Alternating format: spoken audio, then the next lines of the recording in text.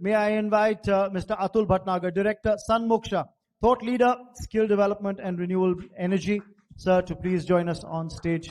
Pleasure to have you here with us, sir. May I also invite our panelists for this interaction. Gitanjali, Prasad, author, writer, and a writing consultant, experienced communications professional, and a life coach. Ma'am, pleasure to have you here with us. Requesting you to join us on stage. May I also invite Geeti Bhagat, CEO and President, Bhagat Global Earth Foundation, Convenor, Ambassadors Forum, India. Requesting you to join us today, ma'am. Thank you so much. May I also request Dr. Mita Brahma, Chairperson, Human Capital Committee, DMA, and Advisor Strategic HR, NIIT Limited, to join us on stage. Thank you so much, ma'am. And I'd request Anand, Founder and CEO, Your Growth Story, CEO and Country Manager, India and IAE, Global Wealth Group, Founder, CEO, India, Reliance Smart Learning Systems Private Limited. Thank you so much, sir, for joining us. And Asta Almas, the co-founder, The New Shop, India's largest convenience retail company.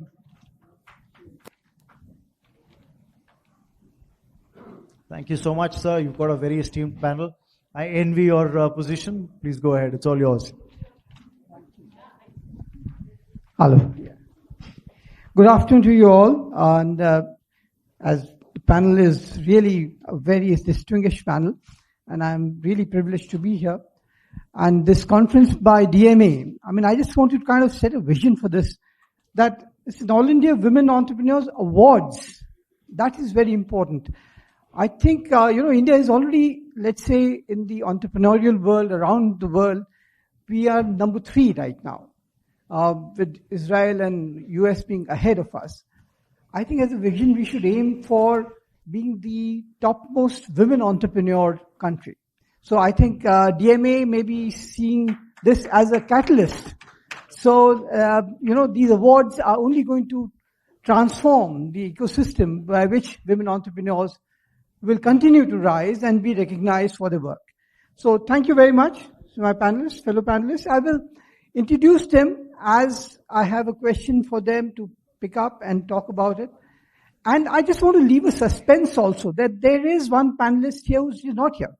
And it's a mystery panelist. DMA guys, organizers also don't know about it. So I will, at the last bit, the last panelist, I will speak on that panelist's behalf, and you'll know why I said this is a suspense panelist. Okay, let me just start with some stories. So I think Gitanjali. So Gitanjali, you're an independent professional with proven experience as a freelance journalist, author, life coach, and mentor, certified by ICF. A passionate advocate for firm work-family business. Gitanjali wrote the book, The Great Indian Family, New Roles, Old Responsibilities, that was on the bestseller list in its very first month and won critical acclaim both in India and abroad. She is adept at combining real-life experiences in the field of advertising and PR, journalism, research, and also at CII, she was able to guide individuals to better navigate issues related to both the family and workplace. So Gitanjali, tell us some stories, and which can inspire people here and those who would be listening to us later. Yeah, please. Let me thank DMA and especially Anuradha Sharma, because it's really a privilege to be here in front of this very, very august audience and extremely illustrious panelists. So, since I'm not an entrepreneur myself, unless you consider freelance journalism and counseling as, ventures, I would like to share the story of some women that I have interviewed whom I have really been impressed with. One is Kiran Mazumdar-Shaw, who I interviewed in the early 80s. And you can imagine India in the 1980s, and this lady who had decided to become a brewmaster, to go into the beer industry. And she went and did both brewing and malting in a university in Australia, topped the class, but was unable to get a job in India. Because, surely beer is a man's word. What is the woman doing here? So to get a job, she went to Scotland.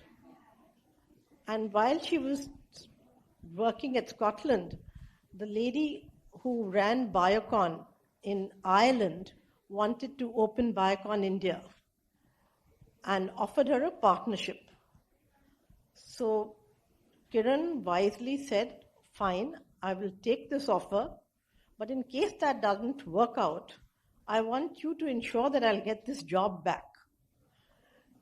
And then, I mean, you can imagine the many, many challenges that she faced as a woman in such a completely male-dominated industry. And she said in her own words that I got by with perseverance, with common sense, and with foolish courage.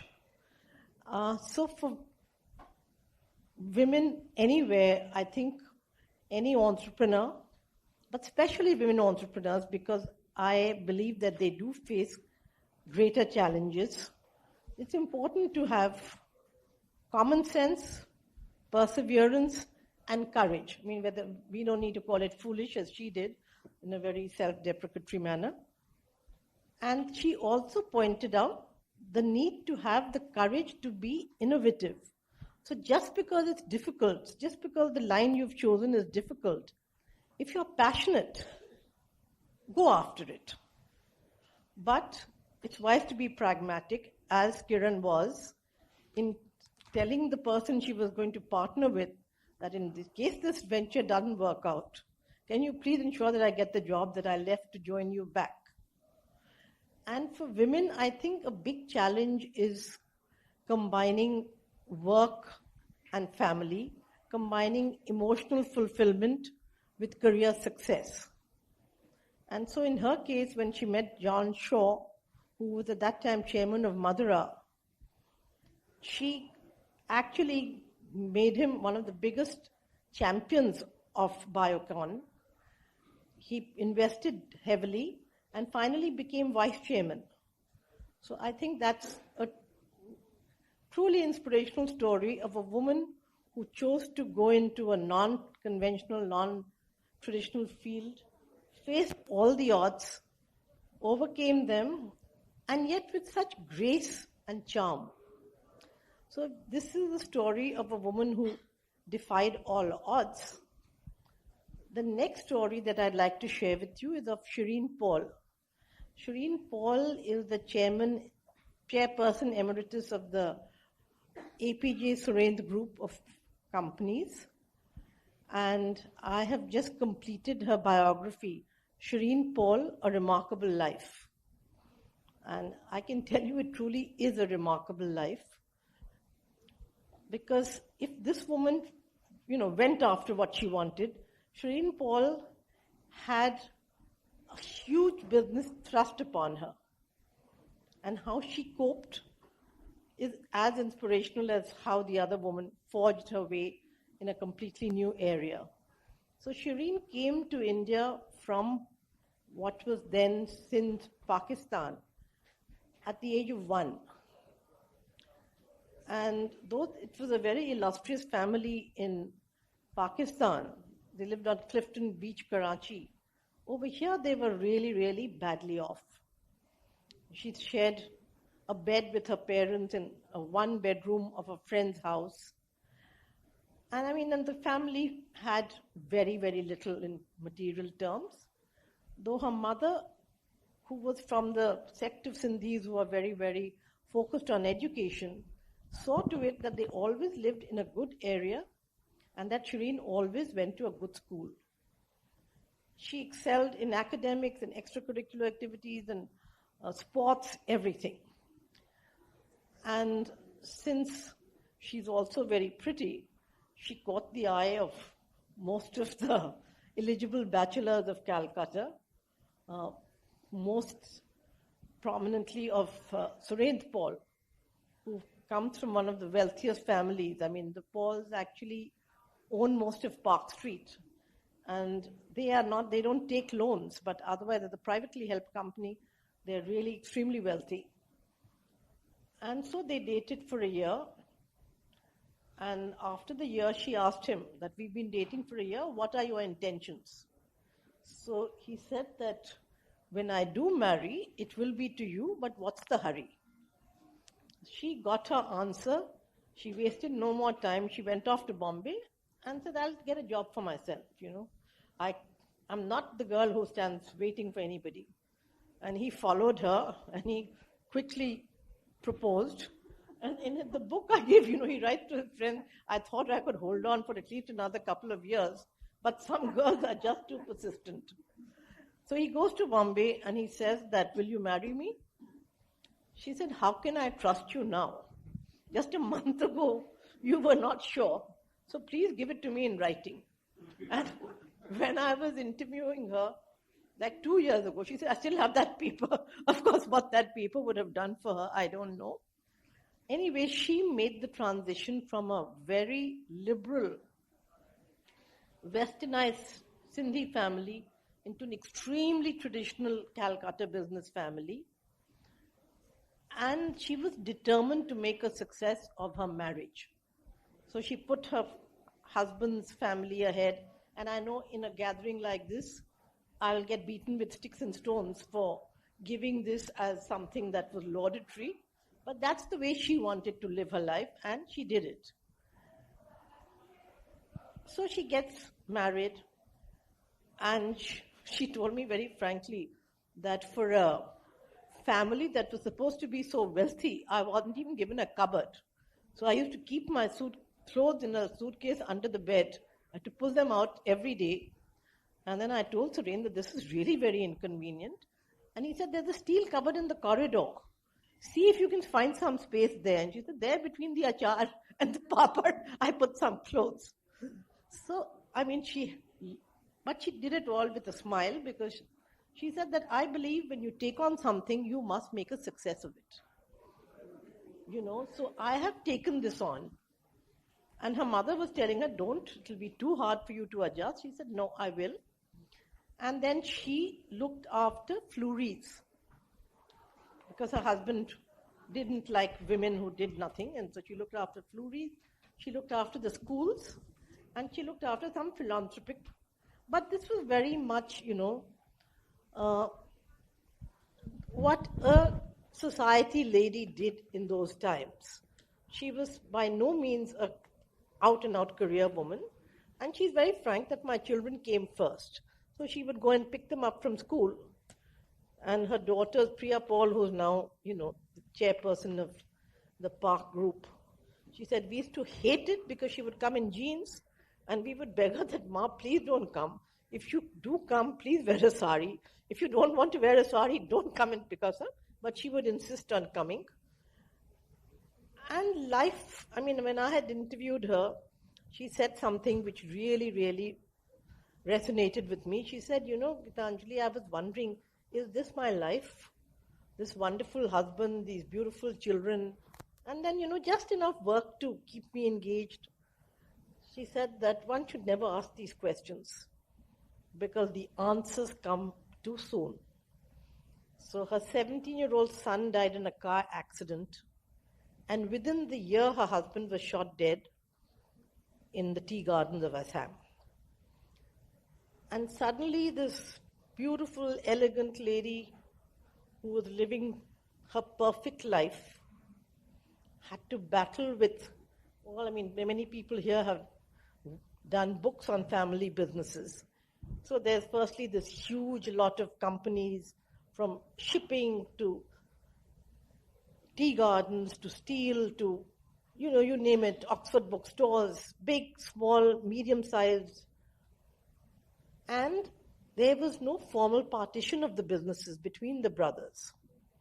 And certainly, though the brothers had a good understanding, when a sister-in-law comes in to claim a significant portion of the family business, there are all sorts of shockwaves. And now this is why I want to come back. Having put her husband's family first, now stood her in very good stead. Yeah, okay. So she then, because the whole family was solidly behind her, but still there were challenges that she had to face, and she faced them. She said, I realized I couldn't even read a balance sheet. So I got a teacher to teach me. And so the first story was all about going after what you want. The second one was using the woman's, that question that was there, that what are the skills that women bring. So her empathy, her consultative approach kept the group together and made her a chairperson that people really respected and turned to for everything. So I think that's, so two different women, two different approaches, both worked fine. And thank you so much. Thank you. Thank you, Gitanjali. Look, I know we are running late and there's lunch waiting outside, but I would just take the liberty of telling people here that maybe, lunch is important. That's food for stomach. There's food for thought out here. And I'm sure that half the group out here is on a diet and the other half is wanting to be on a diet. So I'll take a few extra minutes really. Okay. Next I'd like to introduce Mita Brahma. She has over 30 years of experience in consulting, software, banking and education sectors. She is currently the talent transformation specialist and advisor, strategic HR at NIIT. She has worked earlier with the State Bank of India, Nucleus, Growth Talent, Shriram Group and School of Inspired Leadership. She is a PhD from MDI Gurgaon with an MS and MBA from IIT Delhi. She is a Caliper and Hogan practitioner and works extensively in the area of leadership development and organization transformation. Mita, my question to you is, you are in a corporate world, we've all been there. How are you contributing to producing Sheroes? Because I do believe that the old culture of joining an organization, being there for 30, 35 years is all gone. So people will leave, but how will they leave and create business Sheroes? So what is your view on that? So that's an interesting question. And in fact, this is the question I asked myself when I did my research. You talked about the research at MDI, and I was saying, what is the common thing? Because like you read out, there are so many different disciplines and domains I've worked in. So I did physics at IIT, which I loved. I loved, the whole area of the sciences and the logical thinking, as well as, my own area like physics, which teaches you to sort of look at the universe, I would say, in a, different kind of way. But then I worked with State Bank, and then I worked with Nucleus Software. So what was the common thing? And I realized that in all my work areas, I had worked with a lot of entrepreneurs. With the SBI, actually, I worked with especially this small and medium scale sector. And I loved going to their workplaces, the factories, listening to their lives. So I was not only looking at their balance sheets and, deciding on short-term loan, long-term loan. I was always interested in their lives and what drove them. Then Nucleus Software was an entrepreneurial, first generation founder-led company. And then I worked with a consulting firm, which was Grow Talent, where we worked with a lot of family businesses. And by the way, I loved listening to those stories, Gitanjali. So we worked with a lot of interesting family-led firms where I understood those dynamics of, that there are family interests, there are business interests, there is a management part, there is an ownership part, and how the founders actually balance all that. And then, therefore, the unifying thing for me, which I chose, was what is called corporate entrepreneurship. Companies go through a sort of life cycle, just like human beings or any organisms. They start, there are some problems at the starting stage, and then they grow, they mature, and when they mature, if they are not able to innovate and, start businesses in a fresh way, they often decline. So when you map the life cycle of organizations which have stood the test of time for a long period, so you realize how they actually innovated to start on new products, new services, new markets, and that was my area, what is called corporate entrepreneurship. And so that's how so it's not only women, but both women and men within the business. That was my first area. But then as a senior woman leader, I also got involved in, leadership initiatives for women. And that's how, this whole interest in the women's entrepreneurship and growing that. So within corporates, for example, just to talk about a few factors, what would promote entrepreneurship? So how would you, for example, promote innovation?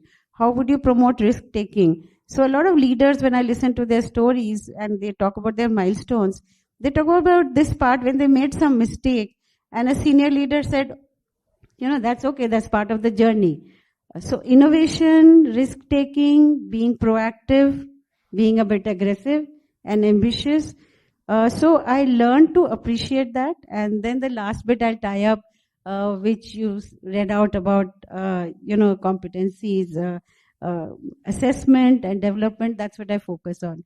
So I currently do this leadership assessment and development, where I especially look out for how companies can focus and grow entrepreneurs within. So that's the answer. Thank you, Mita. It's very important to have this assessment done. Thank you very much for your views here. Because, if you don't have the talent, or if you don't forget the talent, if you don't have the passion for a particular kind of activity which can lead to a startup, there is bound to be roadblocks on that. So we'd kind of like to know more about it at a later time. Now let me come to Ish now. Ish has 32 years of experience in industry and an entrepreneur in 5 continents. He has worked with several Indian and MNC businesses from inception to leadership roles.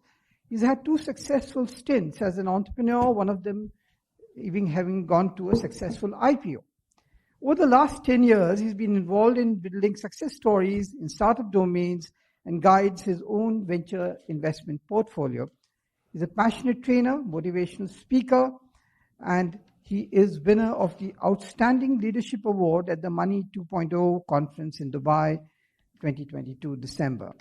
So Ish, my question to you is that you've done it all. You've taken an organization to IPO level, which is everybody's dream, really. Is it really a dream? Actually, I don't know.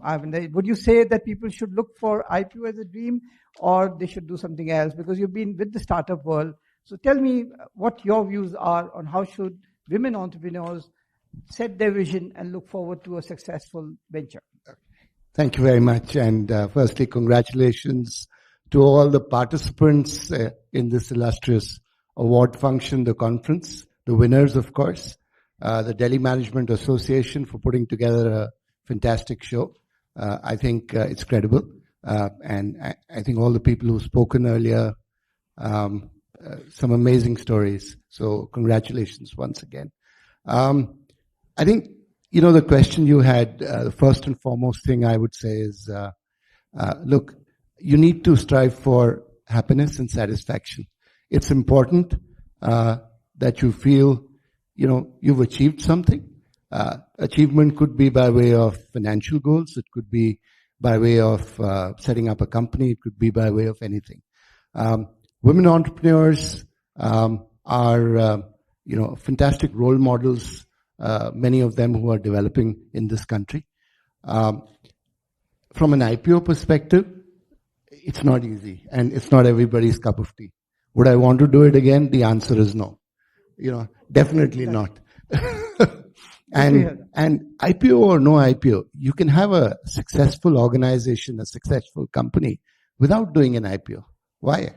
IPO is just something that comes by. It's an opportunity that happens, and you make use of it. So what I say is I was there at the right place at the right time, and I made use of it. So I think that's one piece.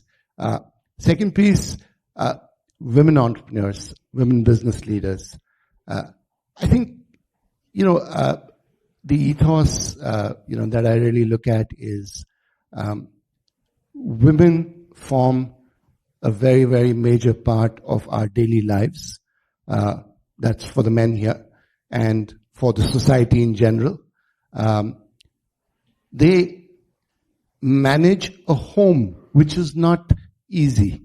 Okay. Women managing homes, managing professional lives and careers. Is it easy? No, it's not. I have a personal story to tell. Me and my wife, before we got married, my ex-girlfriend, as I call her. We worked together in the same organization. And, I looked at that woman. It's a story I don't tell often, but I'm taking the liberty of saying it today. She was my boss when she was my girlfriend. So I actually reported to her at the workplace. So my first job when I came back to India was working for my current wife. So, and it's been 30 years. She's managed me. She's managed a home, and she's done it very successfully. She's given me time. She's given our son time. So I think that's the first and foremost thing from a management perspective, from managing people, that, women actually, bring us a lot of value. Women in urban locales and rural locales have some differences that, you really need to understand. Women in urban areas, or women who become leaders and then entrepreneurs, or become entrepreneurs first and then business leaders, I think there are some fundamental differences. The first difference is women in urban areas, they do it as a career option. They do it as an aspirational piece. Whereas women in rural areas, they look at it as achieving something that is going to help support an entire ecosystem. I think, I'll just relate a short story here. I've had the privilege of working with some fantastic women colleagues across my 30 years. And what I would very proudly say, if there's one achievement that I've had in every job that I've gone into, or in any entrepreneurial assignment that I've taken up, I think it's the women colleagues who have really shown. One such story I just want to share with you is, and this is from a rural locale, it's not from an urban area.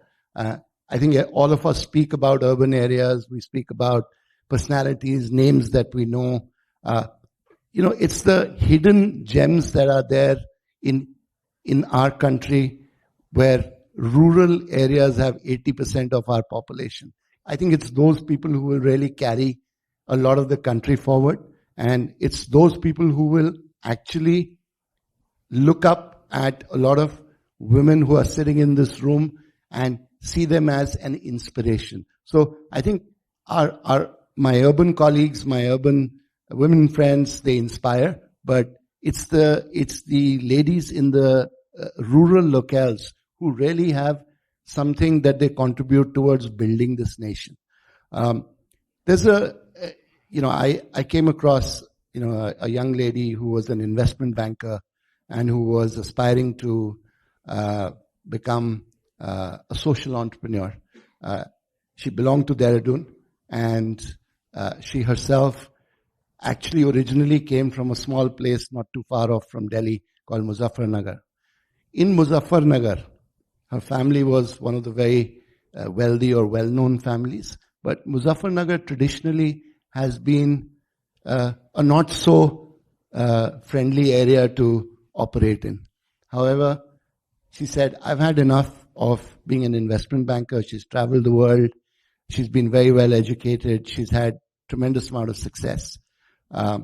She decided to go back to Muzaffarnagar, pick up her old family asset and convert it into a rural women's entrepreneurship center, where she brought together artisans from the local area, gave them something gainful to do, and she brought together only women artisans.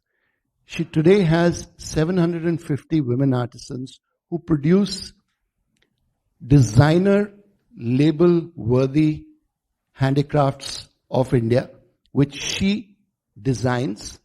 She brings them the technology, she trains them, and she gives them gainful employment.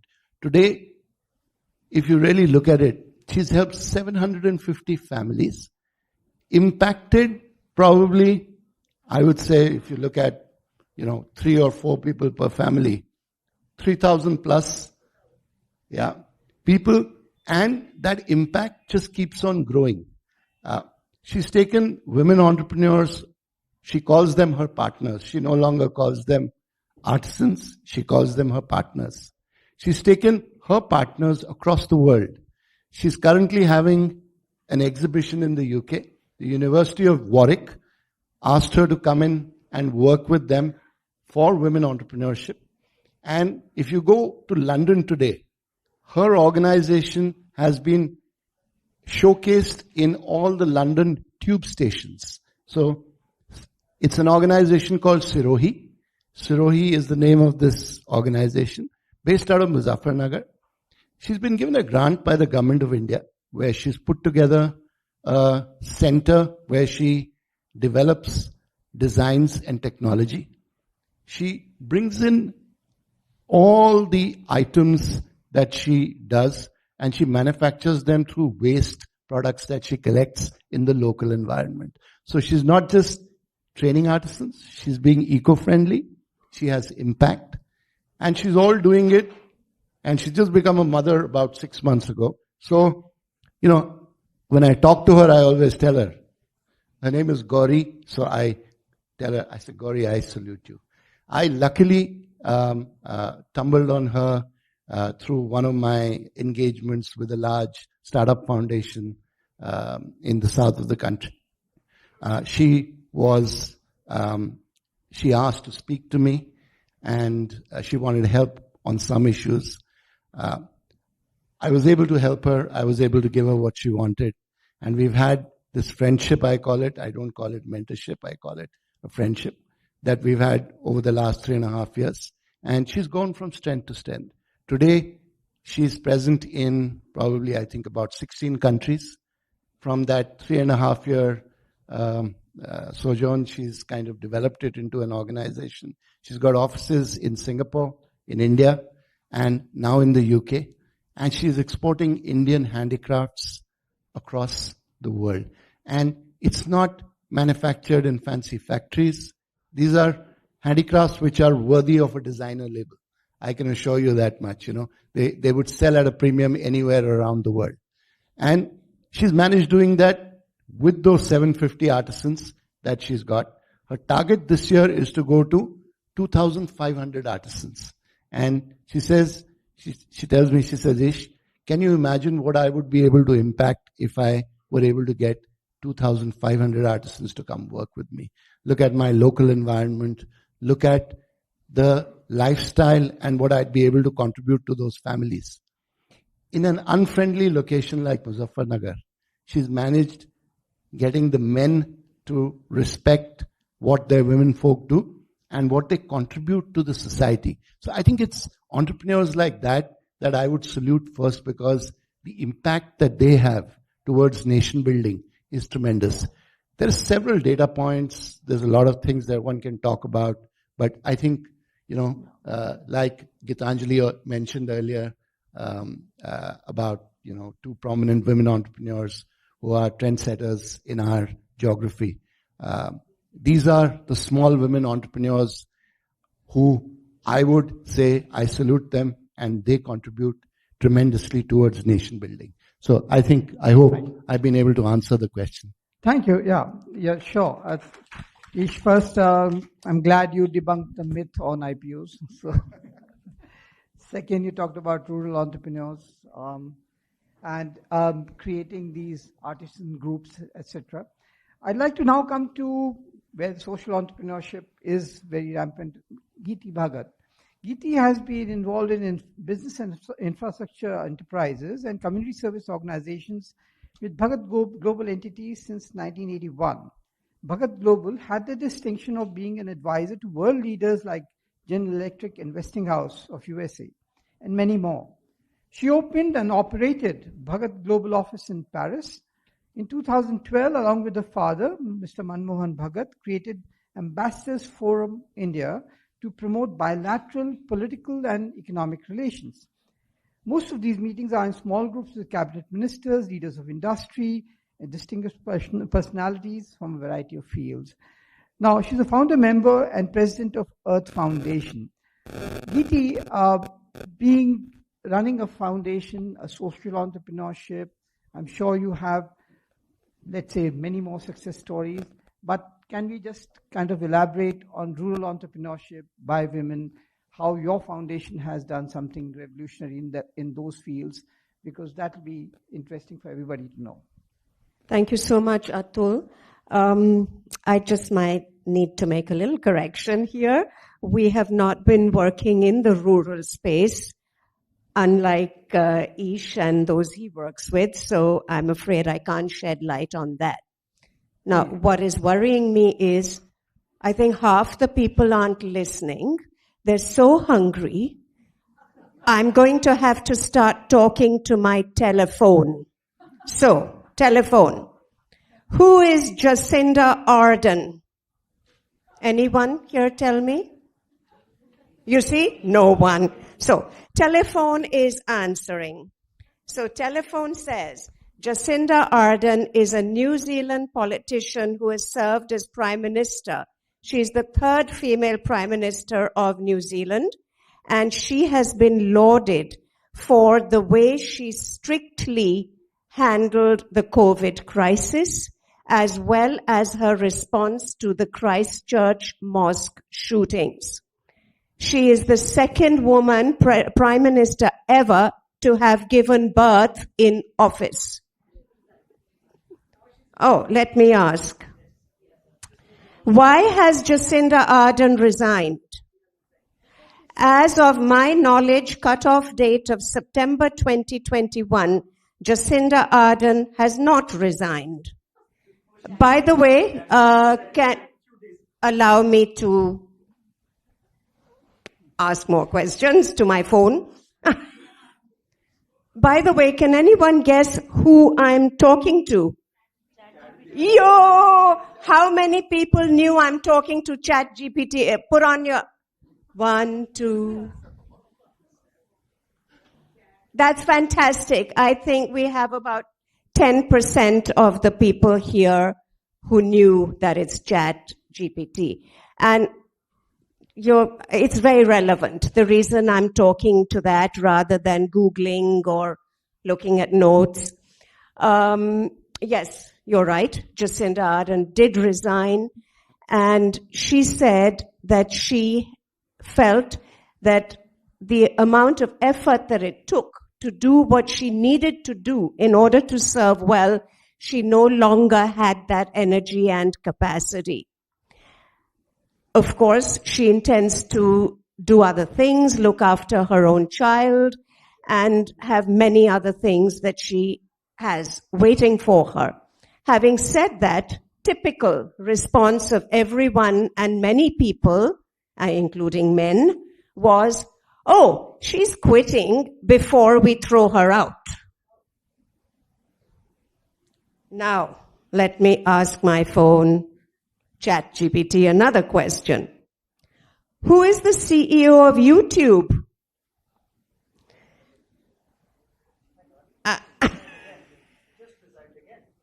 You're a smart man. It's not just women who are smart. Or no, hang on. ChatGPT is not that smart. So ChatGPT says, Susan Wojcicki has just resigned from her position as CEO of YouTube. She was an absolutely amazing woman. Under her leadership, YouTube created its platform reaching over 2 billion monthly active users. She has seen the launch of several new YouTube initiatives and products, including YouTube TV and YouTube Music. And she has also addressed several of the challenges facing the platform, such as concerns around misinformation and content moderation. Now, this is a woman who also resigned and said she wanted to spend time with family. She wanted to do social work and many other things. Now here's another successful woman. And of course, no surprises, lot of sarcastic stuff on the net about how she was just opting out. Having said that, she has now turned to say she's going to continue to be involved with Google. Now let me ask my phone another question. Well, not my phone, but ChatGPT. Because all of us here have our sphere of influence. I'm afraid artificial intelligence has a much larger sphere of influence than any of us sitting here. So I asked ChatGPT, who trains you? Now, please note, ChatGPT is pretty damn smart and avoids answering questions straight. You're going to see that. So ChatGPT says, I'm trained by OpenAI, a research organization that aims to develop and promote friendly AI for the betterment of humanity. ChatGPT was founded in 2015 by blah, blah, blah, several of the names we know. Then I said, by the way, ChatGPT, are there more male trainers or more women trainers who train you? Now see the evasive answer. I do not have access to the information on the demographics of the individuals who trained me. So I cannot say for sure whether there are more male trainers or more female trainers.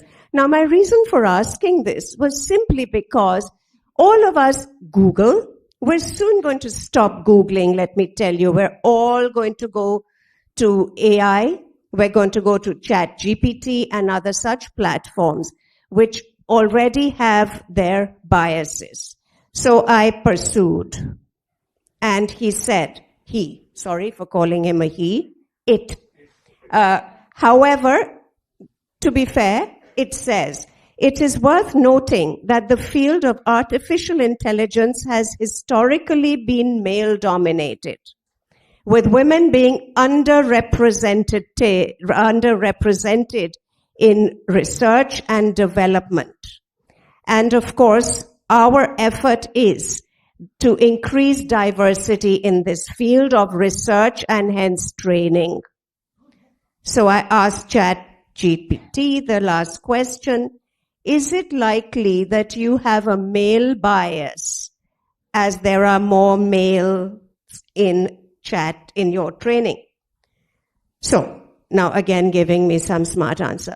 As an AI language model, I'm designed to generate responses based on patterns and relationships in the data in which I was trained.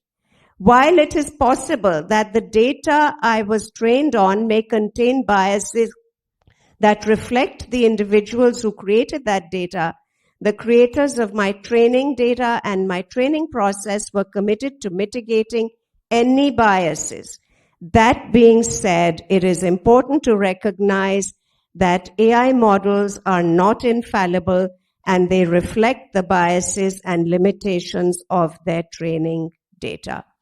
I think all of us here, we have got to realize our roles in what is happening to society. We have, many of us, spoken of very traditional areas. There are now huge things happening out there. Any young women, please, if you have the ability to go out there to actually either train or work towards social platforms which have inclusivity in every aspect, do so. In fact, not just the women, I think the men, we should all do that. We're all in this together. Thank you. Thank you, Geeti. Let me just, when you talked about young women, let me bring a child actress from Bollywood. Astha Almast is the founder of the New Shop, India's largest and fastest growing convenience retail chain. She's an alumni of IMC, a junior of mine. I'm from the previous millennium, by the way. Prior to launching the New Shop, Astha spearheaded a series of startups across diverse industries such as mobile gaming, online reputation management, and consumer retail. She joined her father's stockbroking firm, making her one of the youngest certified stockbrokers from the new National Stock Exchange. She has amassed 12 years of diversified experience in entertainment, finance, branding, and retail. So, Astha, I mean, being the young entrepreneur that you are and heading a convenience store with a lot of technology, I suppose. So what do you feel are the traits in the current day and age with technology? She just talked about ChatGPT, where women can make a difference from what was traditionally being the success story. Over to you. So a lot of people ask me, how did you start so young, and how have you accomplished so many things so young? And there's one thing that I want to tell everyone here, that my grandmother gave me a head start. So my grandmom was one of India's first woman gynecologists. If she was alive, she'd be probably 110 years old today. So I'm talking about pre-independence era. Totally revolutionary. Bania ran away from the family, convinced a British guy to fund her education and become a doctor. And she fought all the battles that fortunately I didn't have to fight. So, however, what she did, what my mother and my aunts did, and what I am doing, since you mentioned technology, things are moving so fast. And, when Facebook reached 100 million users in years, ChatGPT did that in weeks. So ChatGPT is the dawn of the new era, and a lot of people, a lot of jobs are going to get obsolete very fast.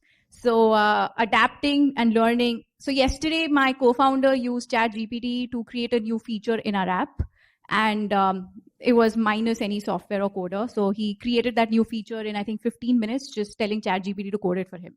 My graphic designer yesterday couldn't come up with any idea for like the last 3 days on what things to make our app feel more, improve the UI UX of the show. We just told ChatGPT. We use DALL-E, which is using stock images and giving you for free to create a new UI UX experience. And I think there goes the job of my social media management agency. So things are very different, and things are moving fast. And since ChatGPT is one such example, as retailers, every day and night, what we talk about is Web3, the implication and application of things like metaverse, and things are different. I mean, I'm also 37. And an 18-year-old girl in my office has to sit and tutor me on how she thinks metaverse could be helpful for her, so that I could create the UI UX in the new shop, which could be relevant for her and the kids younger to her. So I think I've realized, what the retirement age is actually moving younger and younger. And my mentors are not the older people. My mentors are actually 10-year-olds and 15-year-olds from who I learn every day. What is it that they're looking for? What are the new things that they want in this world? With an absolute unbiased sentiment, because what were our ethics and values, what were my parents' values are going to be different from the next generation values. And I accepted, I've surrendered to the new generation, and I let them rule. So I'm pretty much creating an atmosphere in the new shop where I know the next phase of management would be 18 to 25-year-olds. Because our country is actually dominated by 18 to 25-year-olds. So we're not building products for ourselves, we're building products for them. And we got to learn from them what they need, what they want, and eventually learn to sort of phase out, let them be the decision makers, and just be enablers to make them perform their best. So a lot of young people in the room really respect and appreciate everything you built, and all the older people in the room, I think now I can safely say I'm middle age at 37. Everyone older than me, I've learned so much from everyone. It's unusual times. Even my company is a completely technology-backed company. I'm building 7-Eleven for India with the new shop. 7-Eleven took close to 40 years to get to, they're close to about 70,000 stores. We've given ourselves 7 years to cross 15,000 stores. In fact, in the last 2 years itself, from our incorporation and first store, we've scaled to about 100 plus stores, 100 plus crores revenue, and this all happened during COVID. So technology is the answer. Technology is going to be used to make existing processes more efficient, but not to forget more transparent. So why we have performed what others couldn't is because transparency, which data brings, is something that the young generation really appreciates and loves. So for us, I think the world is actually becoming a better place. We see a lot more honesty. In fact, I walked into each and every government office and walked out with a contract without a penny in bribe, without too much negotiations, but with just a crazy dream that I want to standardize and revolutionize India's shopping habits and modernize them with the new changing times. And I've always, whether it was Indian Railways or an Indian Oil or BPCL, just walked out with a deal. And that's purely because the world is changing. And I think everyone, my older generation, has contributed to it. So thank you so much. You guys have fought all the battles that we don't have to fight today. So we're building the future. Thank you. Thank you. Thank you. So well said. Thank you so much. Now for the suspense panelist. Actually, the suspense has been broken because before coming here, I also went to ChatGPT. And ChatGPT was my mystery panelist, and you guys kind of broke the suspense. Anyway, the question I asked ChatGPT, and I'm going to quote, I'm not going to paraphrase, I'm not cutting down anything. This is exactly the output that I got. So the question I asked was, what traits do successful female entrepreneurs have in India? Very specific. What traits do successful female entrepreneurs have in India? And this is the answer. Resilience. Female entrepreneurs in India often face numerous challenges, including gender bias and cultural barriers. Successful female entrepreneurs in India tend to be resilient and persistent in the face of these challenges. Spot on, really. Creativity. India is a highly competitive market, and successful female entrepreneurs tend to be creative in their approach to business.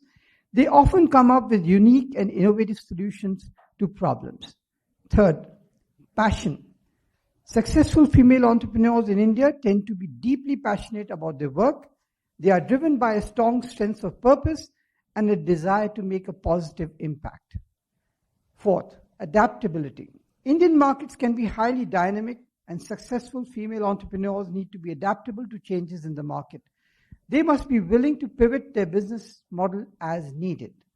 Networking. Build a strong network is crucial for success in India, and successful female entrepreneurs tend to be skilled at networking. They build relationships and mentors, investors, and other entrepreneurs to help them grow their businesses. Financial acumen. Successful female entrepreneurs in India tend to have a strong understanding of finance and accounting. They know how to manage their finances effectively and make strategic decisions about investments and expenditures. Now, overall, successful female entrepreneurs in India tend to have a combination of strategic, creative, and interpersonal skills, along with a deep passion for their work. They are able to navigate the unique challenges of the Indian market and build successful businesses that have a positive impact on society. I've unquoted. This is what ChatGPT came out. I just thought that was a nice summary of whatever has been said so far. I would have ideally liked to give you something to summarize on, but I think ChatGPT did that work.